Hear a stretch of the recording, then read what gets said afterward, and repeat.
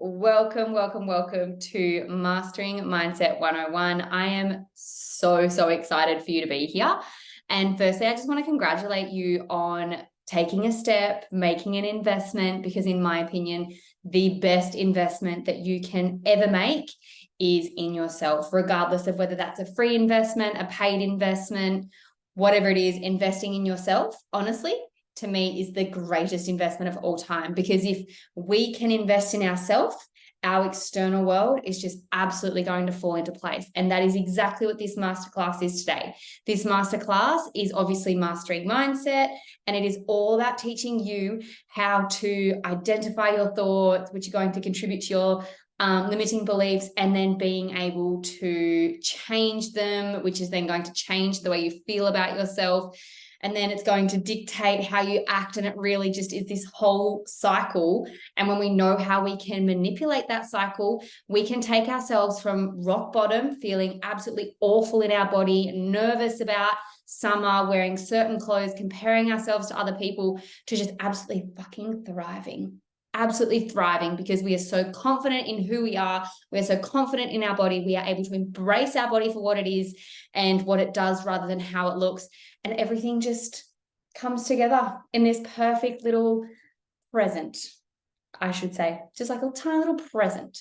And so I'm so excited that you have taken the opportunity to invest in yourself, and hopefully continue investing in yourself so that you can just continually better the relationship that you have with yourself, your body, food, exercise, all of those things, because realistically, that is what creates a holistic approach to life. Really, when we are on top of our mindset, we feel good, that is when everything falls into place. So first and foremost, I want to just introduce myself, because this could be your first, I guess, masterclass or interaction with me. So you might not even really know who I am, what I'm about.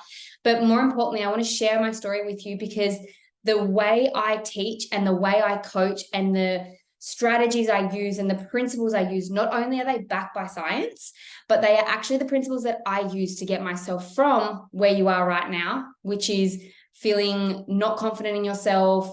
You don't want to put on the bikini, you're comparing yourself to others, you're just at that real low confident version of yourself, to who I am now, which is the person who doesn't really give two fucks about what anyone thinks about it, to be honest. And I wear the bikini, and I love wearing anything that I feel comfortable in. I don't put any kind of limitation on what I wear. It's just whatever I feel comfortable in, whether that be baggy clothes, whether that be a crop top, bikini, whatever it is. I don't limit myself. I don't even think about clothing anymore, because I'm just confident in who I am, and I know exactly who I am. I know exactly what I stand for. And because I have all of that internal work done, it's reflecting in my external world, which is how I carry myself. So first and foremost, I'm Brooke. I'm sure you already know that, because you are here, and for you to be here, it means you've either DM'd me, you've come across my Instagram page, maybe you're in my email funnel, whatever it is. Welcome. Like I said at the start, I am honestly so honored that you are here, because I am able to share all the tools and strategies with you so that you can make a change in your life. So to start my journey off, it started when I was quite young. I remember being around 7, and I started to think really poorly of my body. I was quite I'd say a chunky child.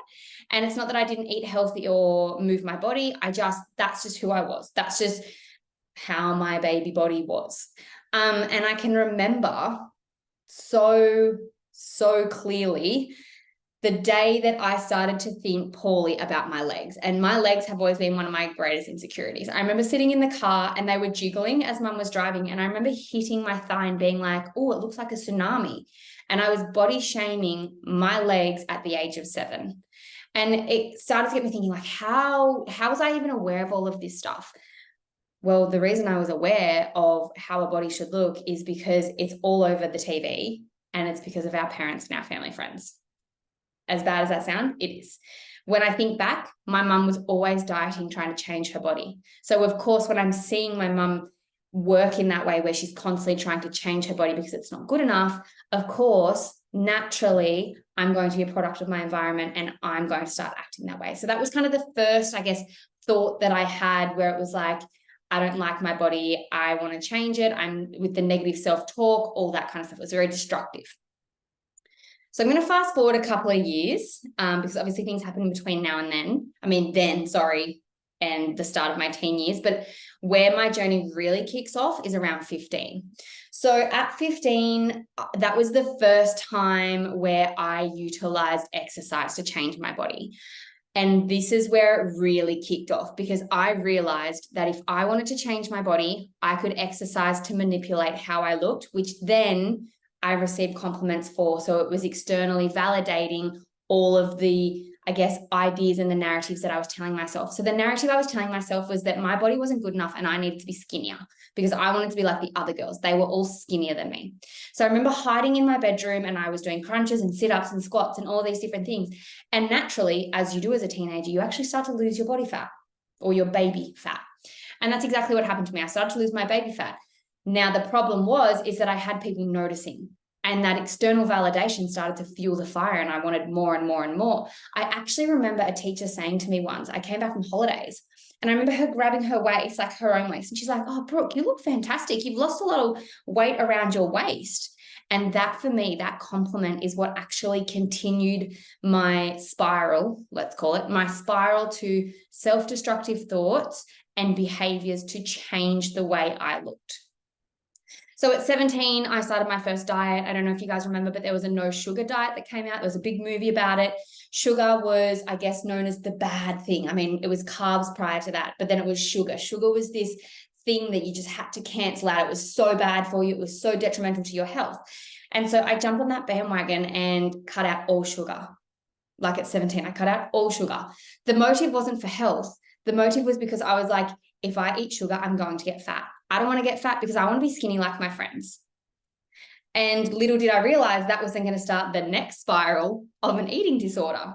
So at 17, cut out all sugar, started gymming a little bit more. Well, sorry, I went from a home gym and just working at home to then joining a gym and started lifting weights. And when you start at a gym, I don't know if you notice this, but you tend to get a lot more compliments because you start, I guess, once again, losing weight, but you're starting to tone up, which gives the illusion that you're getting skinnier. So I was being complimented on at the gym, people talking about my body all the time. I was then influenced by personal trainers at the time to do in-body scans, which is like you jump on the scales, it tells you your fat to your muscle, all that kind of stuff. They were then telling me what I should be cutting out of my diet, what I should be looking for on packages. So then it just got worse and worse and worse. At 19, I became absolutely obsessed. I was absolutely obsessed with my body image.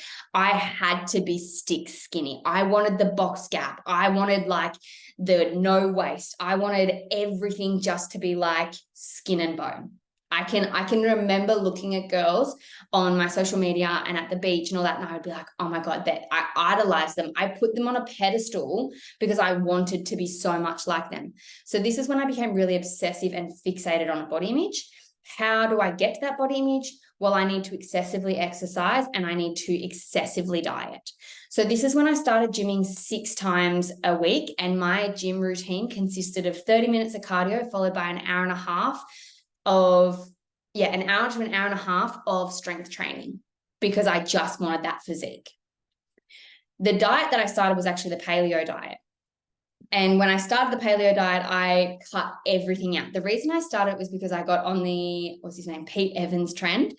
And I was like, well, he's telling me this is healthy. He's telling me that this is the best way to eat. And so I started to eat that way. Little did I realize, not only was I putting myself in a situation where I was cutting out food groups, which I'm now intolerant to, my relationship with food was rapidly declining. And I was actually putting myself on a pedestal to other people. If you didn't eat the same way I did, I genuinely looked down on you and the diet that you had and saw you as unhealthy. So the whole situation was just rapidly becoming worse and worse. It was just amplifying. At the back end of 19 was when I tried my first shake diet, and as to be expected, I lost weight because I wasn't eating food. I was 19 on a shake diet that was deemed healthy, and I won't name the brand, but it was deemed healthy by this particular brand because it was certified organic and vegan and all that kind of stuff. So I went on that shake diet and I lost 5 kilos. And I remember posting it up on my Instagram, and the amount of compliments I received, it was just that whole ego boost again. It was that, oh my God, I have to look this little because people like me this way. I'm going to have more friends if I'm skinnier. I'm going to be liked more by people. I'm going to feel more confident in myself. Little did I realize, though, that as soon as I start eating food again, of course, I'm going to put on weight. So what does that do to your mindset? Rapidly declines, because you go from being on top of the world and feeling so good and so confident because you are skinny and hitting that ideal body type. However, you then gain the weight and you've got nothing inside of you to actually, I guess, anchor yourself to, because your sole confidence is based on the way you look rather than who you are. So naturally, you feel really low in confidence again. And all of a sudden, you start removing yourself from social situations. You start being embarrassed by who you are, how you look. You start rapidly dieting again, going to the gym, and it just becomes such an excessive lifestyle and draining, mentally, emotionally, and physically draining. I remember I couldn't even walk past a window without sucking in to make myself as skinny as I could. I used to brace I call it bracing now because that's how I use it at the gym. I used to suck my core in and just walk around like that all day. And I would never allow my body to be in a relaxed state, because if I was in a relaxed state and I had the slightest of tummy rolls, I was shamed. I was shameful. I shamed myself. I put myself down. The self-talk, the destructive self-talk that I used to have, my internal dialogue, was horrendous. I couldn't even walk past a mirror or a window without having to bully myself and the way that my body looked. So at 2021, I kind of flipped back and forth between paleo, keto, vegan, all those kind of different diets. Once again, the reason was because I wanted to lose weight. I was so fixated on being as little as I could be rather than filling the holes inside, because realistically, when we have poor body image, we have holes and damage and trauma and limiting beliefs inside us that aren't being filled. So we've got these voids we need to fill, which is when we tend to lean more towards these addictive behaviors and actions and thoughts to try and, I guess, either justify or reason as to why we feel that way. So I was embarrassed to wear a lot of clothes at 2021. So I used to like kind of hide myself away. I made sure that anything I was wearing was loose fitted. I was very particular on what I wore and how I styled myself. And I remember I couldn't even wear a bikini in front of my family because I was just that ashamed at my mid-region, my tummy, my hips, my thighs, my glutes. And just, it was, looking back, it's so heart-wrenching that I spent my late teens and my early 20s in such a destructive state, because if I could go back in time and tell myself one thing, it would have been at 17 to do self-development work and invest in myself rather than trying to look a certain way. So at 22, this was kind of when everything shifted for me in somewhat more of a healthier way. I wouldn't say it was the healthiest way, but it was still healthier. I started to educate myself on the role of nutrition in the body. So I then became aware of macros and calorie counting. Now, the reason I say that it was a healthier way was because I had more knowledge around what I was actually consuming. So I wasn't necessarily on shakes anymore, but what I was doing was I was now obsessively counting calories. And I wasn't counting calories that aligned with my body intake either. I was counting calories for the typical 1,500. Now, I don't know if you know this, but a toddler needs 1,200. So if a toddler needs 1,200 calories and you have someone telling you to eat 1,500, I'm sorry, but they're completely wrong, because you are not a toddler, you're an adult, and you need to eat a lot more food than that. So whilst I was educating myself, I was still obsessively counting these calories, which meant that I didn't have a great relationship with food. I feared a lot of foods. I still wasn't eating gluten, dairy, sugar. I very rarely ate out because the guilt associated with eating out and not being able to count the calories in the food was very daunting. I was still obsessive at the gym. I was exercising maybe 5 to 6 days a week, wasn't really implementing rest. I was still big on the cardio and the strength sessions. So that was kind of the period of 22.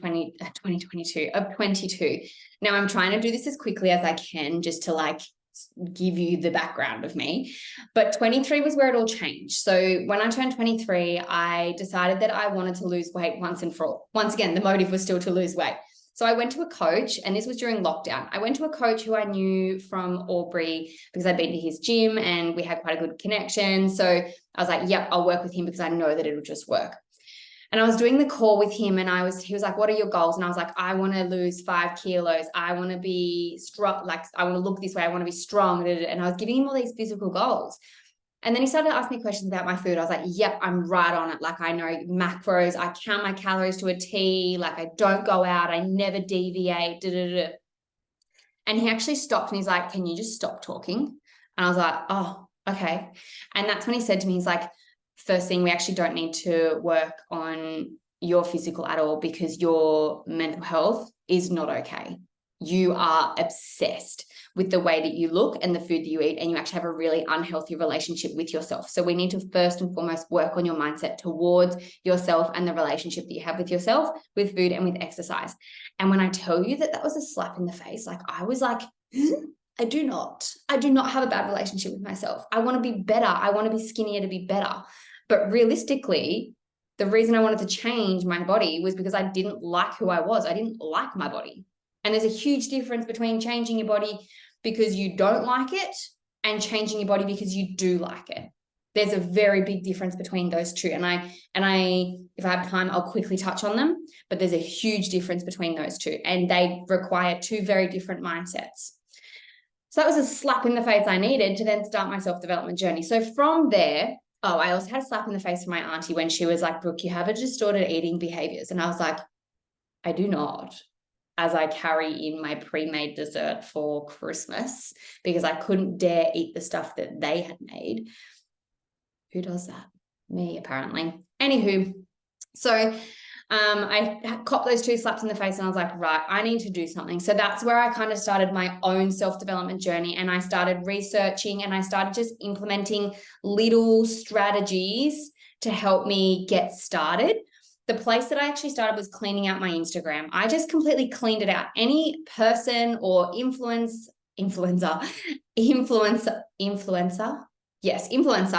that was making me think negatively about my body or myself, I removed. I got rid of them from my life because I was comparing to everyone and everything that I saw. So if I can remove them, I then no longer can compare to them. That's the first thing I did. The second thing I then did was started actually reversing the conversations I was having internally. So every time I would speak down to myself, I would then have to end in a compliment, or I'd have to neutralize the comment that I made about myself. And when I say neutralize it, I mean, I don't want you to go straight from like, oh, I hate my body to, oh, I love my body, because that's just not fucking realistic. That's not how it rolls. So it's like, instead of saying I hate my body, it's like, I recognize that I'm learning to love my body. Or even if that feels too far, I recognize that I'm learning to accept my body. It's just so much more neutral. It's not negative. It's not positive. Your body is a body. It's a thing. It's a object that helps you get from A to B. And that's just what that recognizing that neutral playing field is. And at the end of the day, we actually want to go kind of away from body positivity, and we want to go more towards body neutrality, which is like where a body is a body. It's a thing. We don't put it on a pedestal and we don't criticize it. It's just, it is what it is. You are who you are, kind of a thing. I'm not going to lie and say that I'm absolutely perfect and that I don't have bad body image days, because that would just be lying to your face. I do. I have bad body image days, just like I still have fear foods, just like sometimes I'm still like, oh, I should probably go to the gym a little bit more. I should train a little bit harder. But the difference is I've now done a whole lot of internal work, and I've done a whole lot of work on my mindset, so that when those things arise, I'm able to flip them around. And that is the important thing. And that is what I want to teach you today. Okay. So whilst I started my own self-development journey, the best thing I ever did was actually invest in a coach, because the coach got me from A to B a whole lot quicker. It's like anything. If you want to take the slow approach, then yeah, do your own research. Go through and filter out all the shit. But if you want to get from A to B a whole lot quicker, and you don't want to be riding on the turtle over there, then you're going to jump in the car and you're going to invest in a coach who's going to get you from A to B. And that's exactly what I did. That's how I got from where I was at the lowest of lows to where I am now, where I'm not like, I don't believe you can ever get to the highest of highs, because I believe that there's no limit to where you can take yourself and where you can take your self-development. But because I have invested in multiple coaches to do the internal work, to be my mirror and to be my shadow, I've managed to get myself from where I was to where I am now in a matter of, I was nearly 1.5 to 2 years. Had I stuck it out and did it by myself and did all the research, I mean, I've done research now, but done all the research at the beginning, well, it's like anything. It's like when you're writing an essay, you got to filter through the shit. Why would you filter through the shit when you can pay someone else to have filtered through it? Why would you write the essay if you can pay someone else to write the essay for you? And so that is why I invested in coaching, because I'm not here to muck around. I want to get to where I want to be, and I want to quantum leap there as quickly as I can. How do I do that? I get someone to help me get there. Just like if you're investing in a netball coach. If you want to achieve the highest level you can in netball, you're not going to sit there and teach yourself. You can't see yourself. You need a mirror. You need a coach who's got the knowledge, who's got the skills, who's got the energy, who's going to get you there. That's the other thing a lot of people forget. When you invest in a coach, you invest in their energy. You want to be in their world. When you're in their world, you're in their energy. They're going to get you there so much quicker. So you're not just investing in knowledge. You're investing in, what's the word? Energy. Sorry. Let me go again. You're not just investing in knowledge. You're investing in energy as well, which is a huge factor in getting you to where you want to be. You're also investing in support. There's just so much more to self-development and that whole concept of self-growth when you've got someone that's like, I can see that you're here. Let's get you up here, and I'm going to get you there amplified, get you there quickly. So that was my journey. That's how I got to where I am. And that is now why I do what I do, because I want to get girls from here to here as quickly as they can, because life's too short.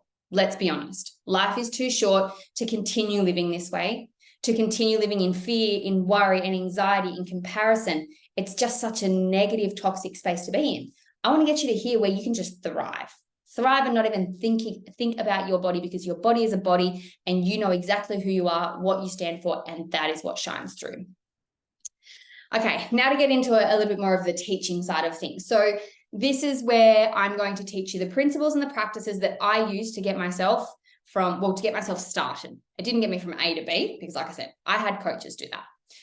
So what is mindset? I feel like there's a lot of people who have dabbled in the word mindset. Mindset is thrown around a whole lot.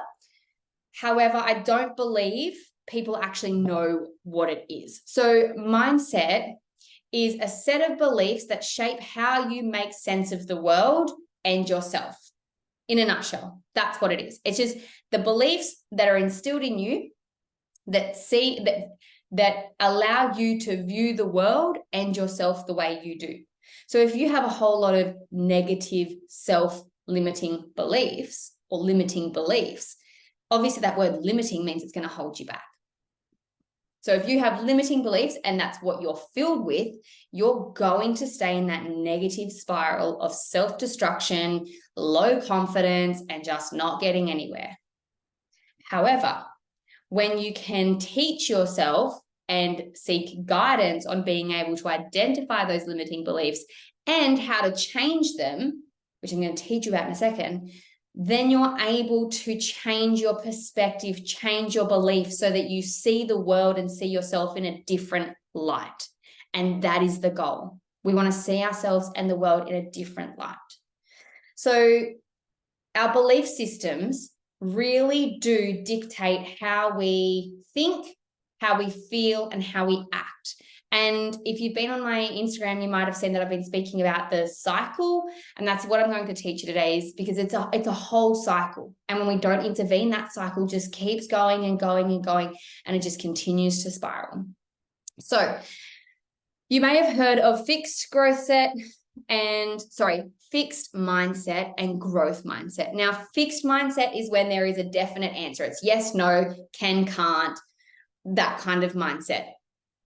Whereas growth is where the opportunities are endless. And I guess that's where you could see it as you are open-minded.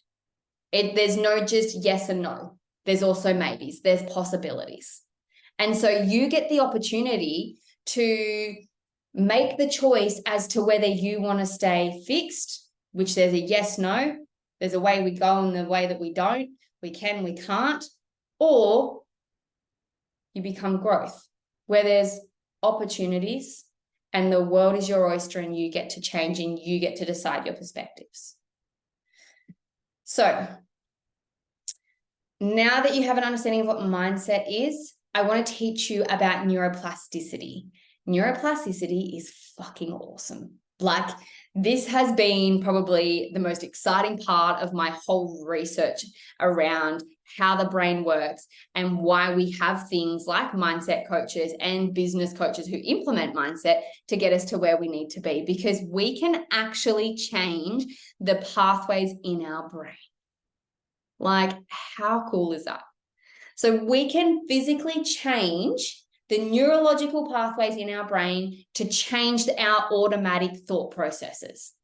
So just because you think negatively now doesn't mean you always have to. You can actually weaken that thought process and you can change it to a positive one, which I think is so cool. So neuroplasticity, it's essentially just your ability to change your neuro pathways, which are just the pathways that the brain is able to retrieve and think and retrieve knowledge and think and all that kind of things. So neurological pathways are created when we experience new things, when we learn new things, and we can either strengthen or weaken them. So for example, when you're a child, you don't know how to play sport well. But when you continually practice the skill of whatever it is, whether it's bouncing a ball or whether it's playing tennis or hand-eye coordination, whatever it is, when you practice that skill, the neurological pathway in the brain strengthens, which means that you automatically are able to complete that skill to a good level, okay? Whereas if you are, say, someone who isn't creative and doesn't like drawing, because you don't practice the skill of drawing, that skill probably is not going to develop because you are not creating a neurological pathway in your brain to make it automatic. It's the same with learning new words. If we are learning new vocabulary all the time, then that part of our brain, the neurological pathway that's going to retrieve that vocabulary in those words, it's going to strengthen and you're going to use higher order vocabulary more often because it's strengthening. Whereas if you're just using basic words and not speaking all the time, that neurological pathway will weaken to the point where if you weren't to speak, you actually would not speak. You may forget how to speak. And that's neuroplasticity is actually the reason why a lot of people who experience severe injury and accidents are actually able to learn how to walk again. Because during the incident, that neurological pathway is damaged, but because the brain and the neuroplasticity and we're able to relearn skills and strengthen those pathways, you can actually then teach people to walk again, to speak again. So it's the same with our thought processes. We can use neuroplasticity to change our thought processes. If you want to think more positively and you want to weaken your destructive self-thoughts, then you need to start actually changing the way you think. Anytime a negative thought comes into mind, correct it with a neutral thought or a positive thought. Start implementing gratitude so that you're thinking more positively, because the more of the positive things that you can implement into your life, where you're practicing gratitude and you're practicing those positive self-thoughts, that's going to strengthen that neurological pathway so it becomes automatic. And it's going to weaken the one that's negative. So then it's not your automatic thought. It's the same as when I had to challenge myself not to suck in all the time or look at myself in the mirror when I walk past, or even a window when I walk past. That was such an automatic behavior because I had trained the neurological pathway in my brain to automatically look to see how my body looked when I walked past a window. So I had to challenge that thought by stopping myself every single time I wanted to do it. And I had to then give myself an affirmation of, my body is beautiful as it is. I don't need to look skinny, whatever it was. And eventually I was able to change the neurological pathway by strengthening that one and weakening the other one so that I no longer look in the window when I walk past. I don't even think about it. Okay. So the reason you need to know about neuroplasticity is because it is the science behind why you can change your mind. It is the science behind you being able to change your mind. And it's important to recognize that it's evidence-based. It is science-based. There is the research there to show you that it is possible and you can do it with the right guidance and the right knowledge. Okay. Let's move on to the thinking cycle. So this is what I was referring to before. There's this whole cycle that is constantly going on multiple times a day because our brains don't stop. They don't rest. So the cycle goes, you have a thought. That thought is determined by your beliefs, which is then impacting how you feel about yourself, which influences your actions, and your actions shape your thoughts.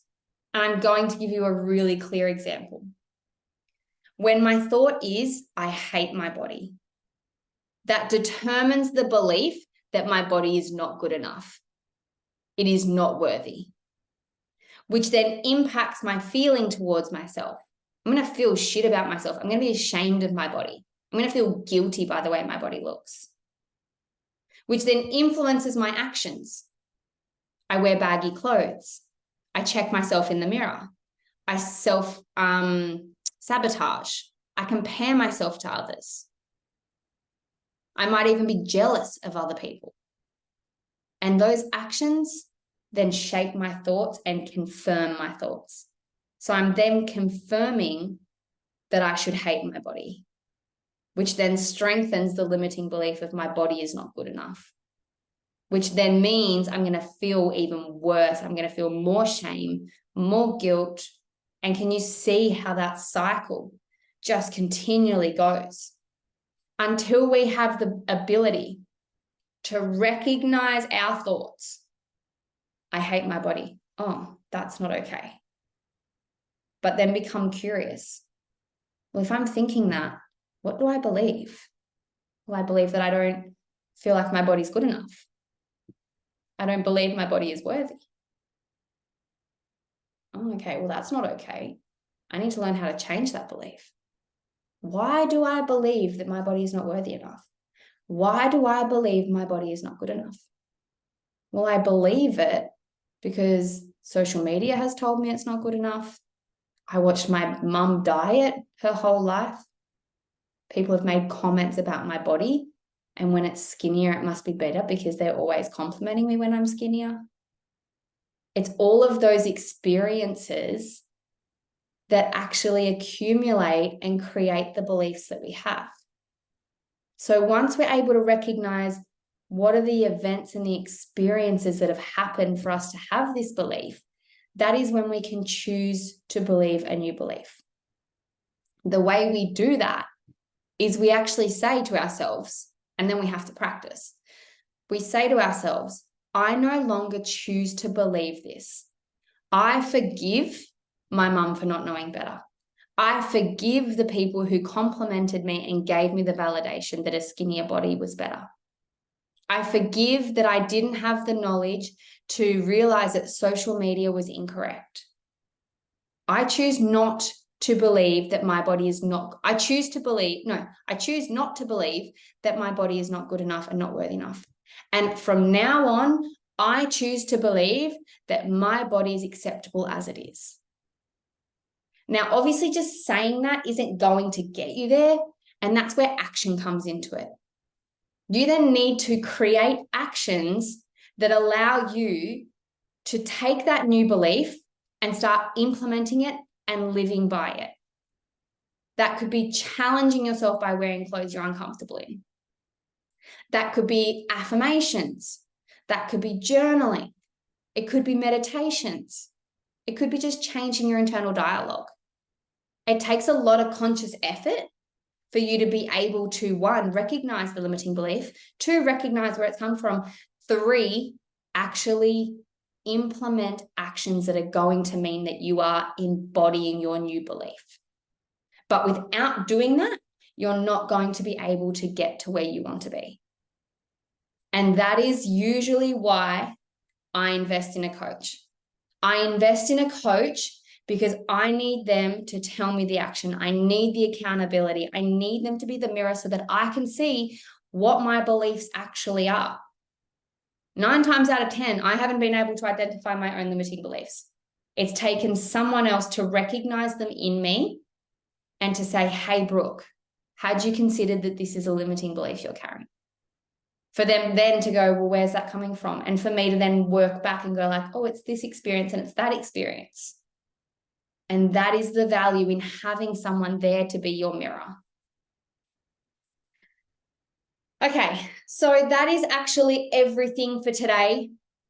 I hope that you're able to take these principles and these practices and just this knowledge and start to embed it into your life. If I can leave you with any advice, my advice is take the highway. Do not waste your time and diddle daddle around with it, because you've spent enough time living in this limbo land of not liking who you are, not embracing your body, not feeling confident in yourself. Take the highway and get there. I really do wish that at 20, whatever I was, 3, someone said to me, Brooke, get the coach straight away and just go. Because if I did it in 2 years and I didn't actually start using a coach, a mindset coach, until I think I was a year in, I would have got there a whole lot quicker. And I would have got to this point a whole lot quicker. I've had 3 or 4 coaches in between when I started my journey and now.